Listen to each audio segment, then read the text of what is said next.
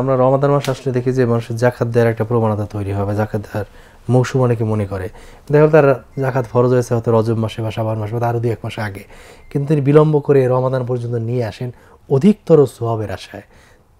তো ফরজ জাকাত নির্দিষ্ট সময় না দিয়ে অধিকতর সোয়াবের আশায় রমজান মাসে প্রদান করলে কি আসলে সোয়াব বেশি হয় কিনা? না, এটা একটু সমন্বয়ের ব্যাপার। আপনি যেটা বলেছেন, কারো প্রতি যদি 1-2 মাস আগে ফরজ হয়ে যায়, তাহলে বান্দার হক তো আগেই তিনি পৌঁছে দেবেন, কারণ উনি তো জানেন না যে 2 মাস পরে উনি বাঁচবেন কিনা। তো ওনার উপরে জাকাত ফরজ হয়ে গেলে অবশ্যই তিনি হিসাব করে কাউন্ট করে জাকাতের সমস্ত কিছু ওনার হিসাব করে তারপরে জাকাত আলাদা করে রেখে দিবেন, এবং রেখে দেওয়া না, শুধু এটা গরিবের কাছে পৌঁছে দিতে হবে, মালিক বানিয়ে দিতে হবে।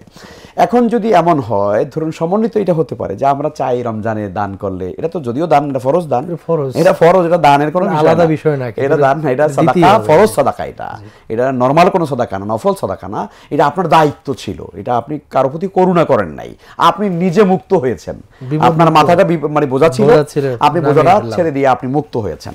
তো কাজেই এখন যদি কেউ যদি রমাদানের এই সময় যদি রমাদানের যে কোনো ইবাদত করলে আল্লাহ তাআলা বেশি পছন্দ করেন, সেই আশা যদি তিনি করতে চান, তাহলে উনি জাকাতকে মানে রমজান টু রমজান উনি কাউন্ট করবেন, তাহলে হয়ে গেল।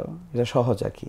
রমজান টু রমজান, এই রমজান উনি দিলেন, আবার আগামী রমজান হিসাব করে দিবেন, তাহলে 1 বছর হয়ে যাবে, তাহলে আর কোনো সমস্যা থাকলো না। কিন্তু যদি কেউ হিসাব না করেন, আগে পরে যদি হয়ে যায়, তাহলে অবশ্যই তিনি মানে নির্ধারিত সময়ের মধ্যেই তিনি এটা আদায় করে দিবেন।